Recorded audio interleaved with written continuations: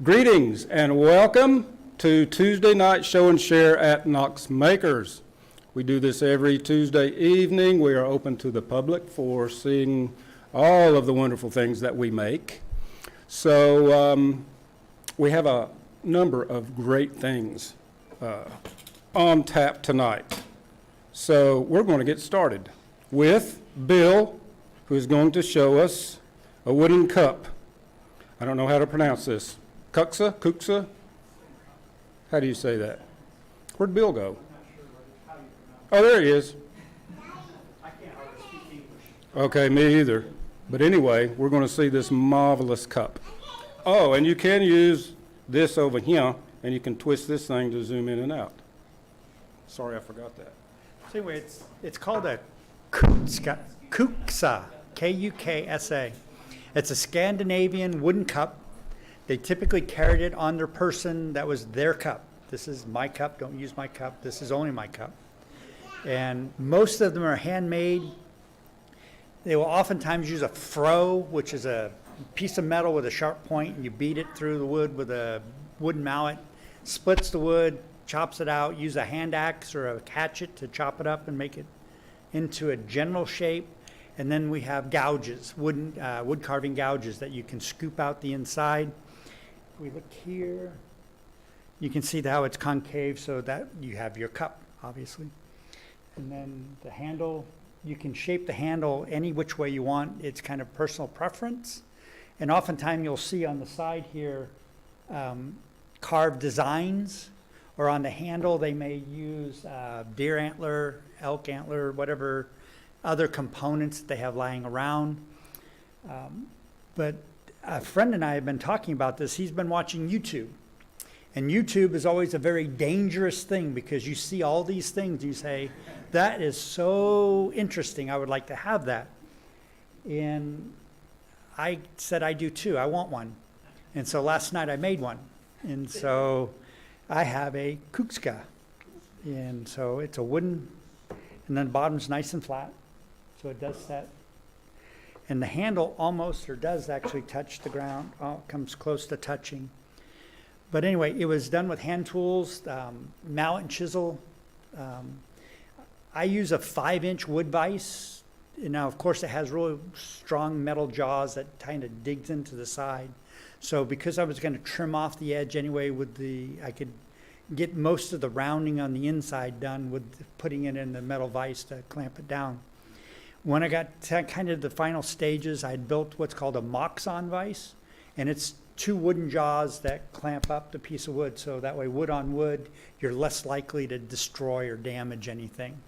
Russell, I think you like to know how long it takes to do? How did you know? I had a suspicion that you might ask that. How long did it take? This is 2 hours. Beginning to end, 2 hours. I did cheat. I used a bandsaw for a good part of it. And I used flap sanders as well as hand sanding. So some power, but the actual carving was done with a mallet and a gouge or just muscling it through with arm force. What you drinking with that A lot of times they use spirits or alcohol or whatever, but water, milk, whatever. I used a wood conditioner finish, so it's food safe. So it's a combination of mineral oil and beeswax. And so it's food safe. You can do whatever. Oftentimes they don't really finish it. Just the use, the more you use something, the better it gets. It is not dishwasher friendly. It is not to be set in a bucket of water and let soak for periods of time. They would actually sometimes eat food out of this that would become like a porridge bowl or whatever. You could eat out of the bowl as well as drink out of it. This is oak. I strongly recommend not using oak. It was not so much fun. The grain is real weird and porous and wrong for this type of thing, so probably not the best choice. But it was in the bucket of scrap, so it was just there. Is that a typical size? This is about 1/4 of an inch short. They say anywhere from 2 1/4 inches tall to up to 3, but 2 1/4, 2 1/2 is kind of standard. It's about 4 inches around. That's kind of a typical size of around. The handles are very bizarre. There's so many variation of handle. It's just Personal preference, how exotic you want to get, or how creative you want to get with the building of the handle. If not oak, what wood would you recommend for it? They use when you read online, the standard wood is birch or a birch burl. Alder is also used very often. So kind of a tight grain, not a lot of grain. Oak has a ton of grain to it, big pores and whatever. I do a lot of wood carving, so I use basswood. This would be really good for basswood because it's super soft and I would be able to put more embellishments on the outside. How would it stand up to, I mean, realistically, I'll probably never drink out of it. But I might, you never know. I think another, I sort of had a follow-up question with the other one was, have you measured the volume that it holds? I haven't, it's probably about 6 to 8 ounces. But again, it goes into, if you look here on this front edge, it's thicker than what it should have been. I didn't thin down the walls as much as I should have. So the volume, I should be able to get more volume out of it by making the walls a little thinner. This side here, I'm real happy with. It turned out pretty good. The other sides were probably a little thicker and a little not quite as beefier than what I would like. And then the depth, I could have gone deeper, but I'm so paranoid because when you start whacking with a mallet, how much is too much? Because I can't really get in there and measure it. Yeah, one more. You always have one more until you don't. And so, any other questions? Just if you want to hold it and feel it, just let me know. I'm going to be around. All right.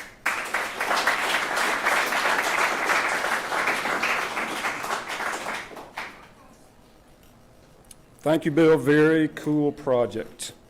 Next up, Tanya T. Lee has a scarecrow costume. Can't wait to see this.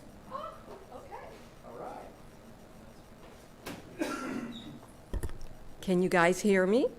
Okay, awesome, awesome.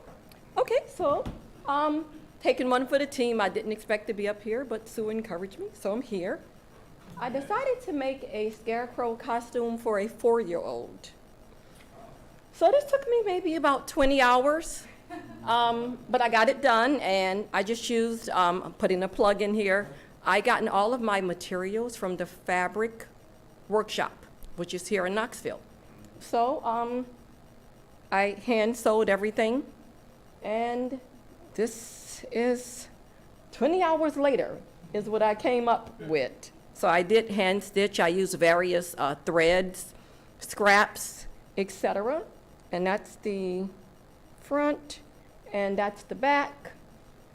Gotten some burlap, made a little bib, so maybe she can unveil when she goes to her huge Halloween party, right? But she still will have the plaid shirt under it, definitely. And there's that. So took me forever, but I finally gotten it done. And I guess this is a new experience, sewing with hand stitching. I wasn't sure which needles to use because I'm really learning. So that was a large part of my process, right? Not sure which needles to use, and of course getting stuck and trying to find which needles that would work well with denim. So there's that. Thank you, guys. Did you Oh, make the hat? well, I actually purchased the hat, and then I put some burlap over it, and gotten some help over there from my friends in the section where I am. I think it's called Fabric Arts. Okay, so I put a headband under that hat so that it could fit a 4-year-old, so it wouldn't be wobbling when she's bobbing for apples. I hope she doesn't do that. So unsanitary. However, she made me a little bit scared when she said, "We may bob for apples." No way, don't do that. But I wanted her to have fun, so it's actually a headband under it, and then I just put the material over it, and I hand sewed the material. So, Did you use her as a form or model? How did you get the size right? well, she's in another state, so I actually mailed it this morning. Oh. 2-day mail, very expensive. However, I know what size that she wore, and I wanted it to be baggy like a scarecrow, so I just went up 2 sizes. So, okay, yes. What's the material that you're using for the straw coming out of this Oh, actually, I didn't want it to be an irritant to her, so I actually took just different color yarn, and I sewed it on a piece of scrap, and then I sewed it to the wrist of the plaid, so that she still can move, but it won't be an irritant, and then it won't be falling off to be a hazard. Still, the teacher in me never dies, right? So it won't be a hazard when she's playing around. So I just took different colors, different gradations of yarn to make it look like it was actual, that burlap hay type of feel. Okay, that's it. Thank you, guys.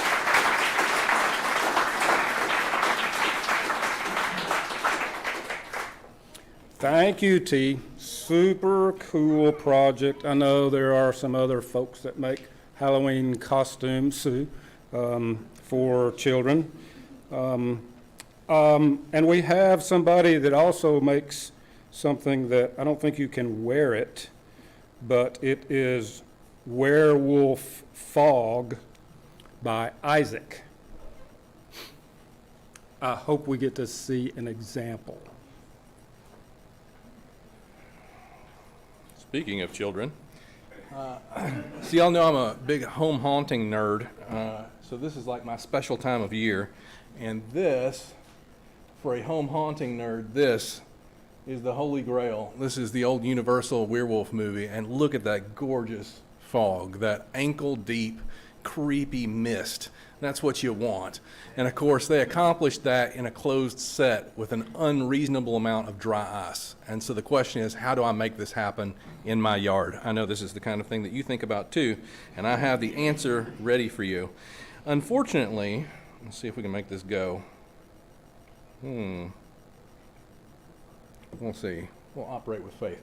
Unfortunately, the fog machines that you can buy in the stores are terribly disappointing. If you've ever bought one and used it, what they make is a very thin, reedy sort of a fog that's very translucent, and it does not have a lot of presence to it. This even less so than usual. And why does that not play? Disappointment. Well, remember what a fog machine looks like. Imagine great disappointment, such as the one that I'm feeling now. The worst part of it is that it's hot, hotter than the atmosphere, so it actually goes up in the air. It does not go down like you want it to, right? And so that's super disappointing. And the usual approach is to build what's known in the nerd circles as a fog chiller, which you have the fog machine firing into PVC piping into a cooler where you have a labyrinth of ice. And the idea is to try and cool the fog and re-densify it as much as possible before you let it loose. When you're building this during the summer, it works boss, and you get really pretty fog, and it works because it's warm outside. But then we get a cold snap right before Halloween, and the temperature differential disappears, and it doesn't work anymore, and it's all made of sadness. Recently, though, a new technology has come out among home haunting nerds, which I was quite keen to try out, and that thing is ultrasonics. And the idea, I'm not unfortunately a fog scientist, but the idea with ultrasonics is that instead of trying to cool the fog, what you do is bond the vaporized molecules to water vapor, which is very heavy. And once you have made it heavy, then it will lay down nicely. And so that's what I wanted to try out this year. And so this is the beginning of my new fog system.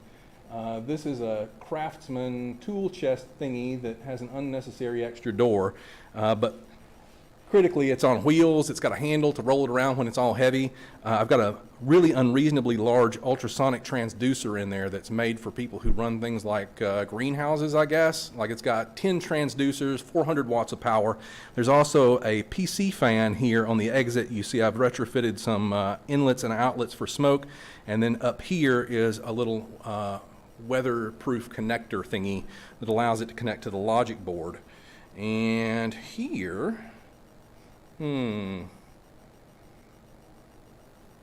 speaking of sadness, sorry, let's try something else real quick. Here is me testing this out, maybe. Will it go? Sort of goes, yes.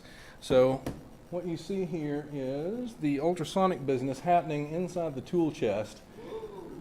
It makes a lot of vapor. You see how it's not escaping, and that's because it's heavy, which is what we're after. It's actually making a really boss amount of vapor, but it can't go anywhere yet. It needs to be attached to the fog machine fog, and it also needs some air assist. And so to do that, I have now created this control box thingy, which looks like very little. But it's a weatherproof box that contains the electronics. It's got a power inlet here on one side, and then it's got a tether that goes back to the main box, and then here are the things that interface with the fog machine. One of them powers it up, and the other one is the trigger for calling for fog. And then these four thingies here are extra outlets because I had that facility. So it can also control animatronic props or lights or something while it's also doing its other business.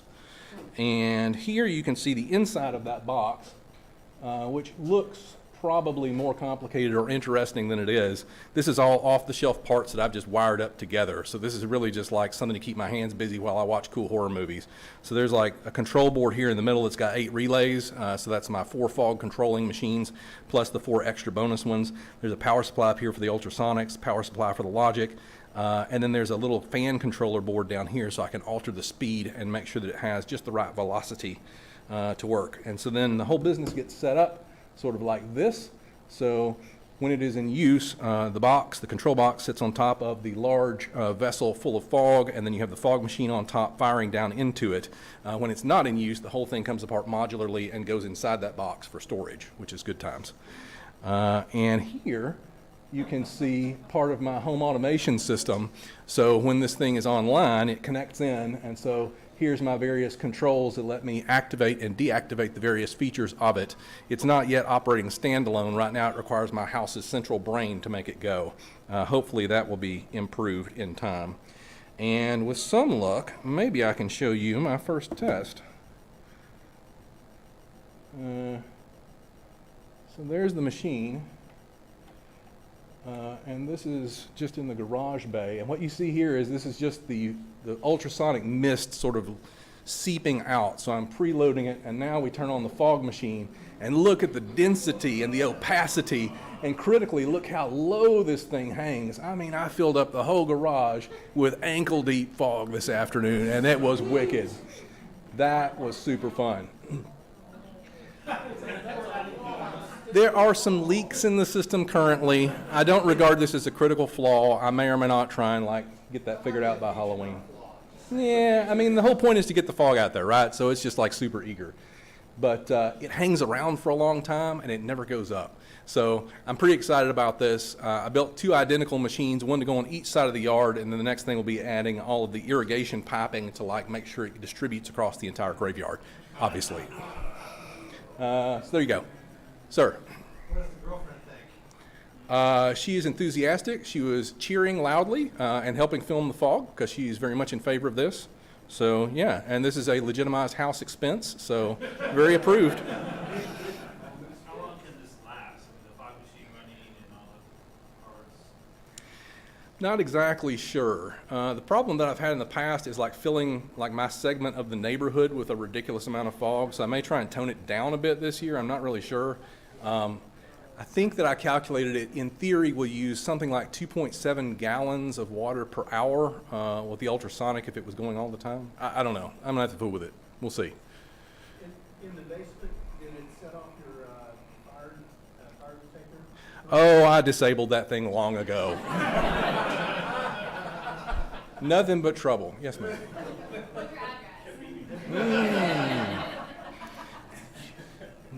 So, I'll go with she had Can you make the fog different colors? I'm actually not sure. There are companies that sell really high-toned fog machine fluid, and you can get it with a wide variety of smells, but I don't know about colors. Not sure. Yeah, I don't know. Yeah. So if we knew your address, then could we drive by and see just your house surrounded by fog, right? Just your house. Wait for the news. Yeah, y'all are making me creeped out now. Anything else? Sir. We'll make sure, smoke machine, fog machine. That is a super cheap department store fog machine, just your standard issue. In principle, I think it's an 800-watt fogger. They're all virtually identical inside. It's just a question of how much you feel like paying for a metal housing is the truth. I work for a fire training company, and the fog machines that they use for doing their simulators were just outstanding. Like the kind of fog that you saw going out, but I think it's about as spendy as you get for. Yeah, so you can buy a setup like this for about $2,000, and some people do that. I did not want to do that. Not in the budget. Not allowed. How loud are your sonic sensors? The ultrasonics make no sound whatsoever. You just hear a little bit of bubbly noise. The noise is all coming from the fog machine. Those pumps, of course, are like crazy loud. So we all know you'll be doing this on Friday night, but do you do it any other nights, prior to Halloween or after? I don't. I have a neighbor whose commitment I deeply admire. They run their fog machines all October, every night. I don't really see myself doing that. Are you gonna bring it here so we can experience this fog? I suppose I could if I didn't drive a Matchbox car. Okay, thank you. All right.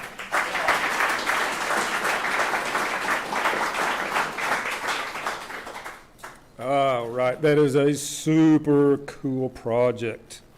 All right, next up, Emily has pockets.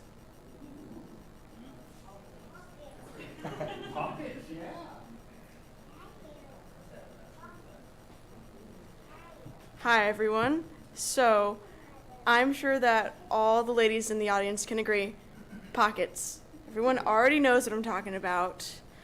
And as an adult, I have already started moving towards thrifting men's pants because I hate dealing with no women's pockets in any pants. And I've just recently got a job where I have to have nice dressy pants, and I cannot find my size in men's dressy pants. So, I've come up with the only solution I could think of, which was to put my own pockets in my own pants. I found that it was really easy to do. I'm still a pretty beginner sewer. I haven't done too many projects. The only other project that I've done, which surprisingly I chose to wear tonight, are these pajama pants. I made these myself many years ago. I made these many, many years ago. But other than that, I've really only done small little alterations. So I started with one pair of jeans that I have here, and I've done 3 or 4 more pairs. But it was the easiest intro to sewing project I could ever ask for, because I don't have to care about how it looks on the outside. It is solely an interior part of the pant, of the garment, so it didn't have to look nice. I chose polka dots, even. But from before, let's see if I put it here. Yeah. So this line here is actually where the pocket cut off. It was a really tiny, let's see, can we make that smaller? Nope. So this was a really, really tiny pocket. There are no pockets in women's pants ever. This was actually pretty nice for a woman's pocket. You know, I could put my AirPods or something in there, maybe a quarter if I wanted to. But I wanted my phone to go in it all the way. So I finally cut out the pieces, and it only took like a half hour, maybe an hour to do. But my phone fully fits in the pocket. And now I don't have to worry about losing my phone ever again, because I have lost my phone because the pockets did not hold my phone. So if anyone wants any advice on how to do this to their own wardrobe without spending, thousands of dollars getting new pants, it only takes about a half hour to an hour per pair. That's all I got.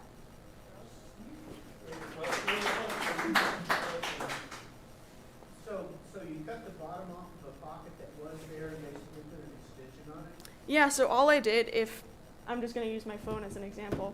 If this were the pocket length and this was the bottom seam, all I did was rip this seam open and then added basically a length of fabric to it, and then folded it over and sewed up both of these seams, and then I was able to sew both sides on. And because I had folded it over like some sort of hot dog bun, this bottom seam was already taken care of. Yeah. So this bottom seam is just where the fabric is folded over. Yeah. Yeah. Well, thank you guys.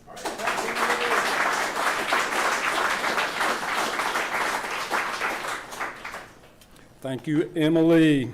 I too am into pockets. And I haven't seen, is Thea here tonight?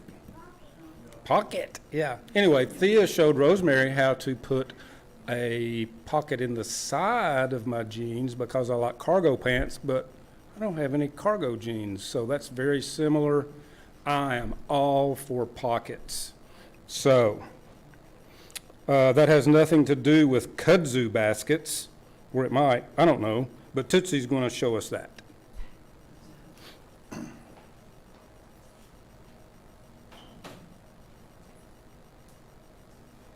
Hi. I'm Tootsie. Sorry. I'm going to go ahead and pass a couple of these around since I'm the last one so that people can start looking at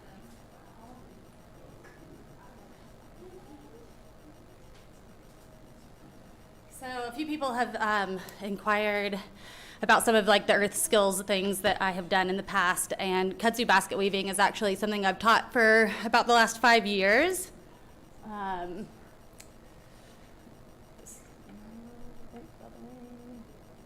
This is kind of the wrong size for this. But this is, it's called a free-form kudzu basket. The design was kind of created by this woman named Nancy Basket, and her whole idea was that she just wanted to make a basket that was really accessible to anybody who wanted to make a basket really quickly. It takes probably about 3 hours to make a basket of this size, and you can use free materials that's right outside mostly everybody's door here in the Southeast, because kudzu is all over the place. So it's called a free-form basket because there's like very little particular design to it. You don't have to learn a specific over-under weaving situation, and you don't have to, you know, a lot of like white oak baskets or willow reed baskets take multiple days and a lot of soaking, and do become like a bigger, more beautiful product, but take a lot of time and a lot of effort and a lot of harvesting and a lot of money. And this is just a basket that a lot of people can make. It's really accessible. Basically, this is again something that's kind of hard to show on the screen. You use the kudzu to make a frame like this, and then you guys can kind of see it's like a almost like a bicycle spoke. This is like very difficult here. Is that glued?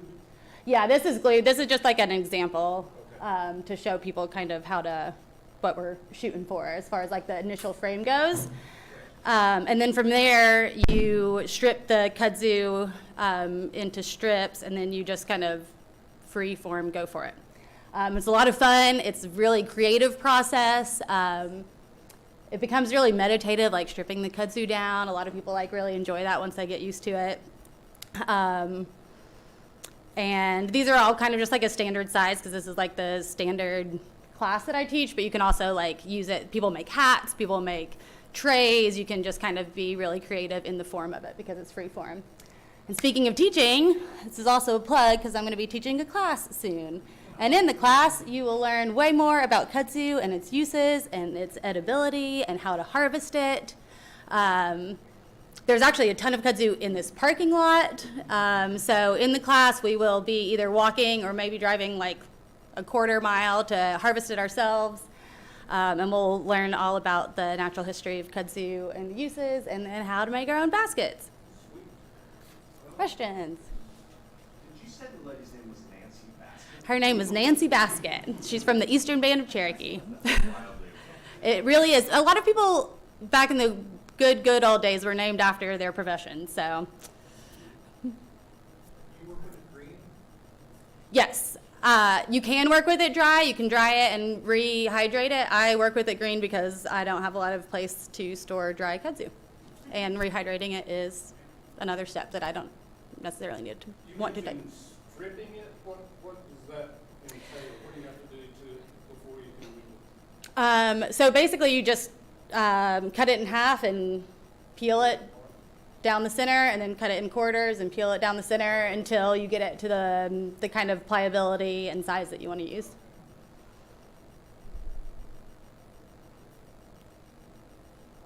All right.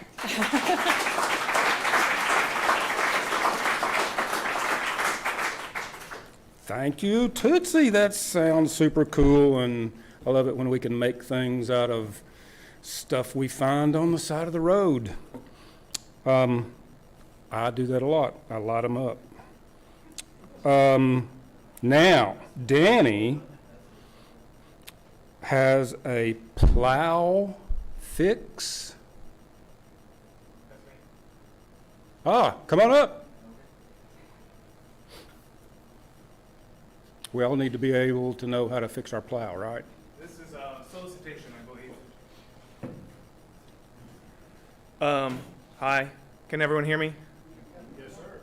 My name's Danny, longtime listener, first time caller. And so I'm hard on equipment. And so I'm coming to this group as a supplicant.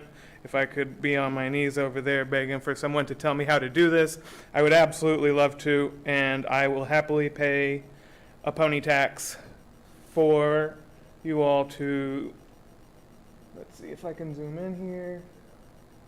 So these are the boogers that have motivated me to break equipment. The equipment in question is a ripping plow. And so I think you guys can see this is a thing that goes on the back of a tractor. And this part right here is quite broken after I hit a rock while plowing a field that looks like this now. So using the plow to decompact the soil and encourage better grass growth for the horses to have better graze. So I've got a monster of a problem that I really don't understand how to get apart. This gigantic piece of steel is substantial. These pieces are, I use my finger as a gauge earlier, pretty big pieces of steel, and it's kind of bolted together and kind of welded together. And you can see the welds here on the good side.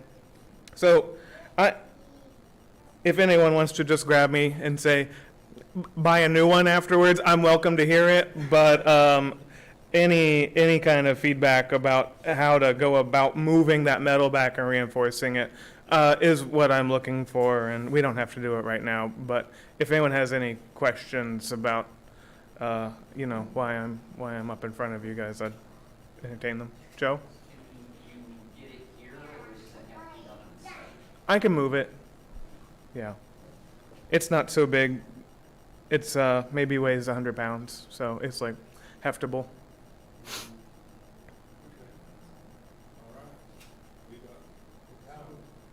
to be clear, the bendy part is the brake. Yes, this bent part that is broken, and then that part there is intact.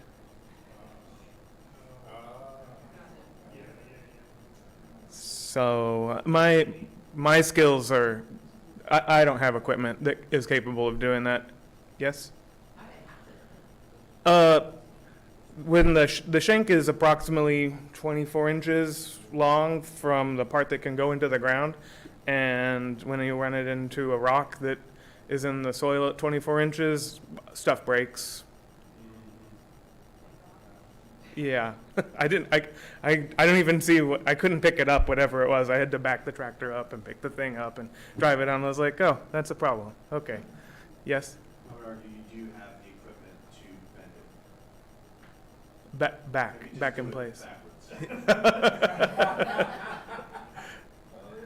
Break it further, you say.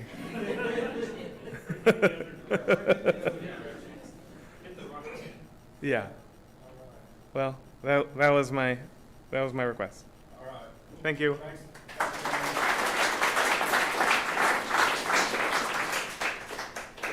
All right, I know there's a wealth of knowledge here, and you may be able to get a little help. I would only be able to say, yeah, go get another one. Not my field. But we could turn it into a floor lamp. Next, Bob Berry has made a rocking chair. I think I've seen pictures of this chair, and if it's what I think it is marvelous. But don't give him the big head. Hello. Actually, I have made a few rocking chairs, but I was going to show you a new one that I'm just starting to work on, and maybe make it multiple sessions. It's going to take me 6 or 8 weeks probably to finish this thing. I'll show you what it's not going to look like.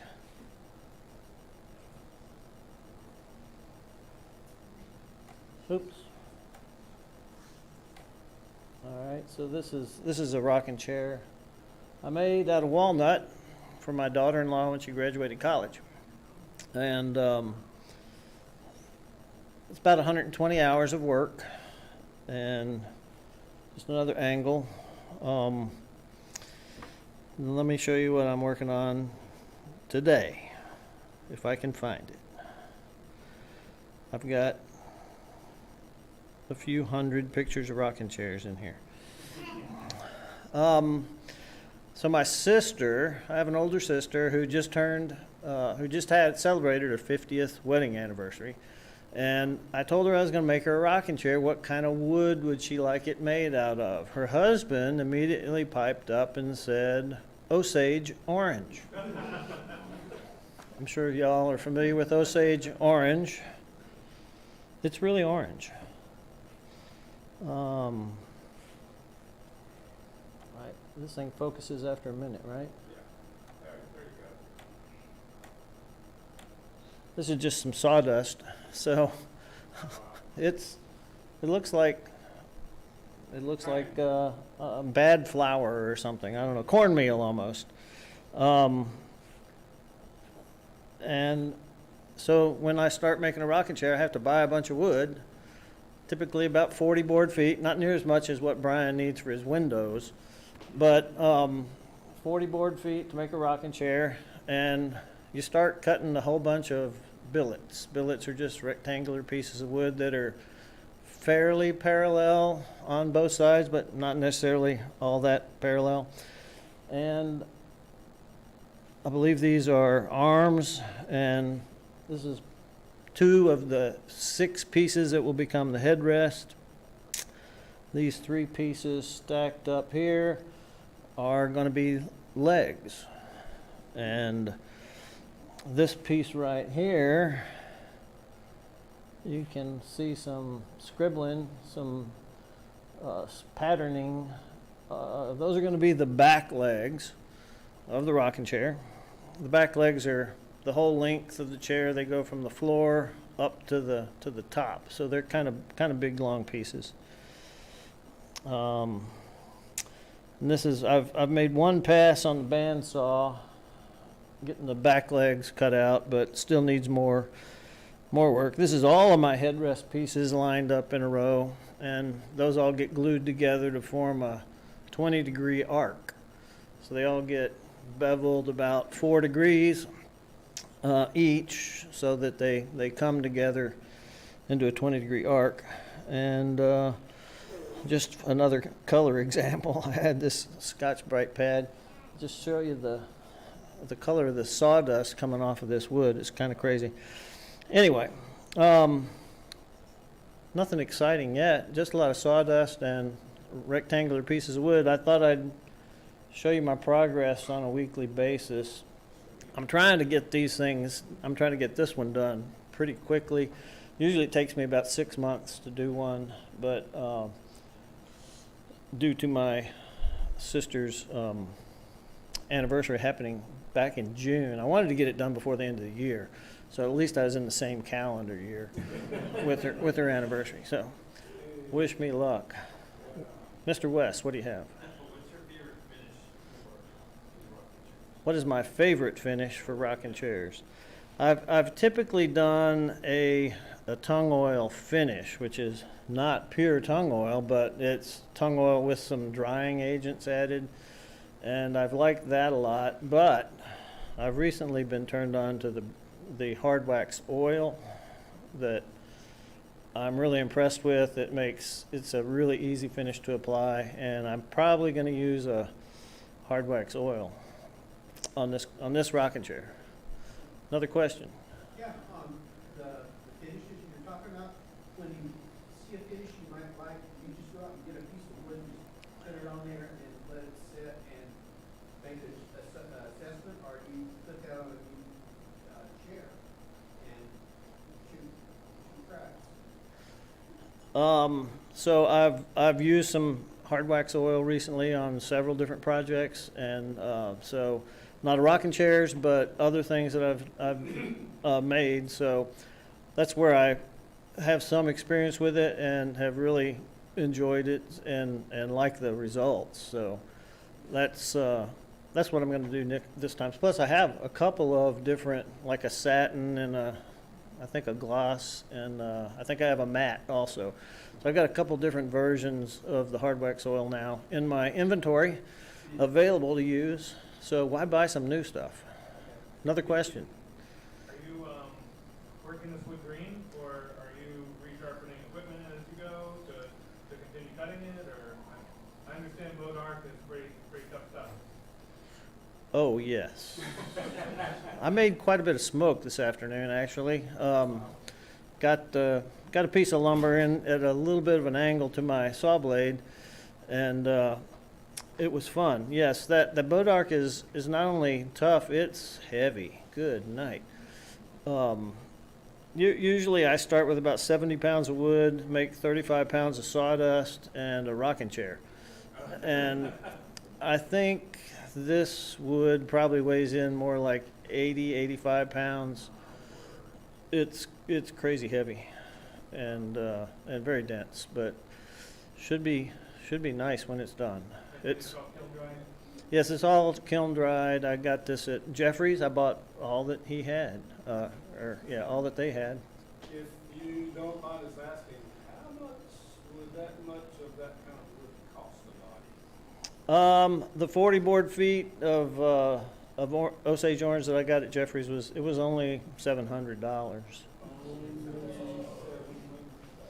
which is, I mean, it's a little pricey, but I've paid more for other kinds of wood. Anyway, any other questions? All right, if y'all want to see other rocking chairs, this is my number 12 rocker, so I've got pictures of others. I don't want to bore you too much, so thank you.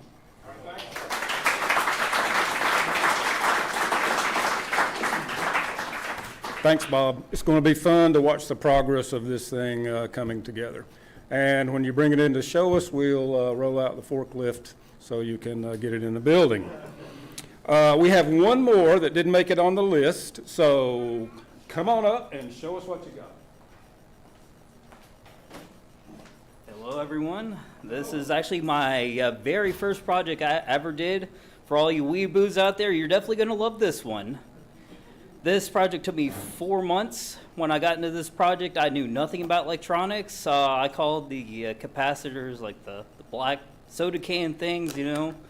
Found other parts, chicken nuggets, but this is called a Pokeboy. It is a 12A Pokeball made with a Raspberry Pi Zero, and it's fully functioning. Yep. Hold on. How do I? Okay, I'm trying to figure this thing. There we go. But this runs a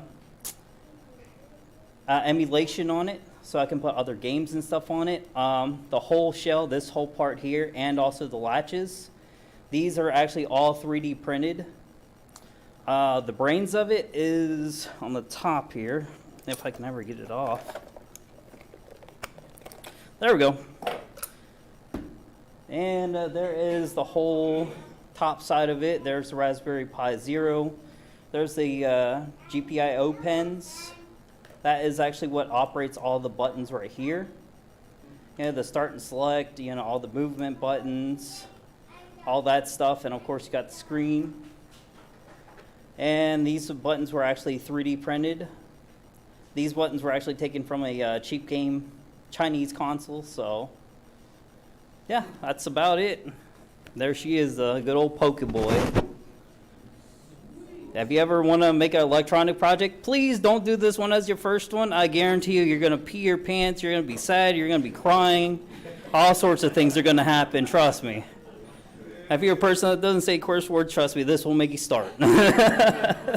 Thank you. Anybody have questions about this? Yes. Am I seeing the little button in front lights up? Oh, yeah, it does. Yes, the button is fully functional. So. But I will be making a version 2 as well. Okay. Try throwing it. Oh, trust me, I wanted to throw it so many times. Trust me, I wanted to crush it with my skull, my foot, anything else, but it's still in one piece, luckily. It works. Yep. All right. There's my project. All right.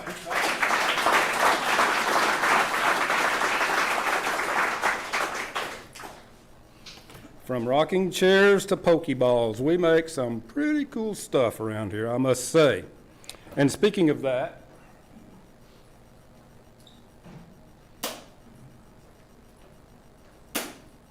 you too can learn to make stuff here, because tonight, oh, Sean, I'm sorry, come on up.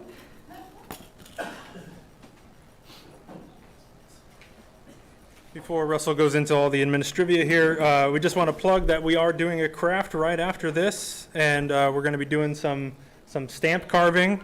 We got a bunch of erasers, so if you've never carved, these are like really beginner friendly. If you mess up, they're like 10 cents a piece, so don't worry about it. But yeah, after this, we're going to be gathering in the classroom. We're going to move the chairs out of the way and bring in some tables, and we got a bunch of carving tools and erasers, and it's spooky stamp carving, but you don't have to do something spooky, but maybe you should, I don't know, thematically appropriate. But yeah, if you're interested in doing it, we got plenty, so please stick around. That's my plug. I'm just going to leave this right here. Thank you, Sean. What's this? Yeah, actually, that was first on my list of announcements. And you too can learn not only stamp carving, but you can learn things in classes that aren't sold out. Like Woodworking 202, Advanced Turning. You too can make a bowl out of wooden parts, wooden things, trees. I knew it. That's what I was looking for. That's what I was looking for, dead trees. You can learn how to make paste wax wood refresher. I have actually used some of this that Brian makes. It is super cool stuff, and if you need to refresh your wood, you need to take this class. You can learn how to hand cut dovetails. You can make a wet felted vessel. I have no idea what that is, but if you go to knoxmakers.org/events, you can find out about all of these things and more. Very important announcement that we must always make is to say hello to Dodie. Everybody say hello, Dodie. And happy birthday to your daughter. Not Tracy. Tracy is her daughter, but yeah, sorry. Okay, that's all I've got. We don't have a lot of announcement type things tonight, other than the stamp making. So we will, that's open to anybody, no charge, make a stamp. And these things are always fun. If you have a project like that you would like to do on a Tuesday night after show and share, to share with people, let me know. We like to have something, either a craft, or if you just want to do a short talk, 15, 20 minutes about whatever subject, just let me know. We like to do stuff on Tuesdays after show and share. It's always a lot of fun. So other than that, let's go out to the shop, mingle, make cool stuff, and in a few minutes make a stamp. Thank you very much.